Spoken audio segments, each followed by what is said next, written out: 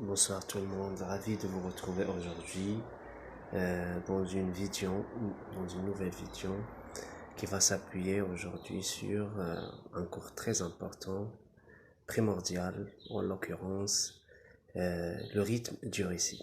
Alors, pour ce faire, le narrateur doit avoir recours à deux aspects pour réaliser cet objectif voulu. Le narrateur, comme je viens de dire, doit recourir à deux aspects, soit à l'ellipse, soit au ralenti.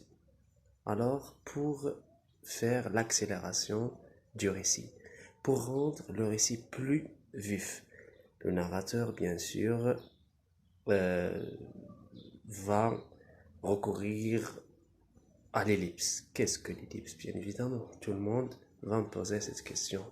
L'ellipse, c'est le fait de passer sous silence un événement ou des événements dans l'histoire. C'est-à-dire dans l'histoire, le narrateur sert à passer sous silence un ou des événements sous silence, sans recourir, sans faire appel à la description, à tout procédé narratologique.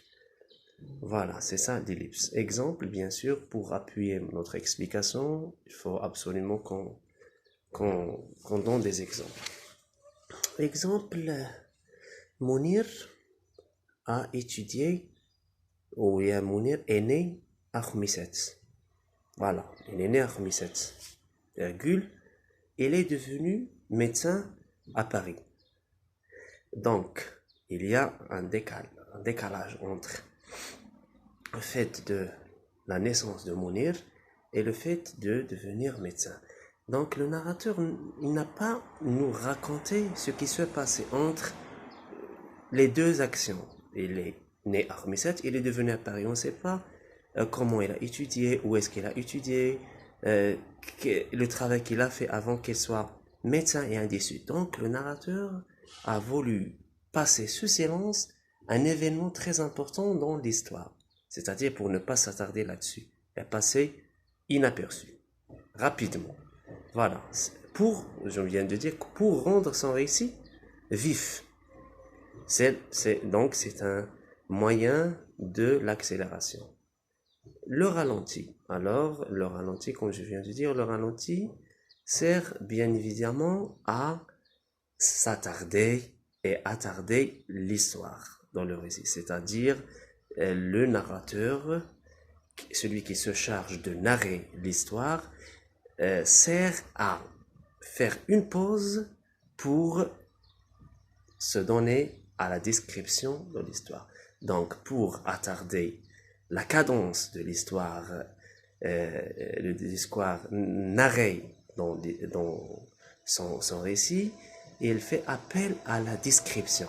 Il sert par exemple, il disait par exemple, le personnage, Ahmed bien Mounir, il était lent, il avait des yeux noirs, il habitait une grande maison, donc il a fait une pause dans la narration pour se donner à la description. Donc il y a deux aspects qui font appel et qui font partie du rythme de récit. Il y a l'accélération. Pour se réaliser, on fait appel à l'ellipse. Il y a le ralenti. Le ralenti, c'est une pause, donc on doit euh, recourir à la description pour arrêter, stopper la cadence de l'histoire.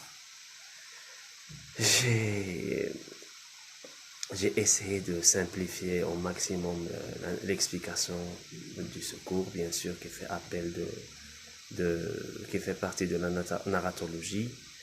Voilà tout ça, ces explications que je vous fournis pour juste la raison de pouvoir comprendre et bien sûr comprendre et aborder n'importe quelle histoire. Qui dit histoire, dit roman, dit poésie, dit n'importe quel genre. N'importe quel genre, parce que le genre se repartit en plusieurs aspects. Il y a le genre romanesque, le genre poétique, le genre ainsi de suite. Donc il y a plusieurs.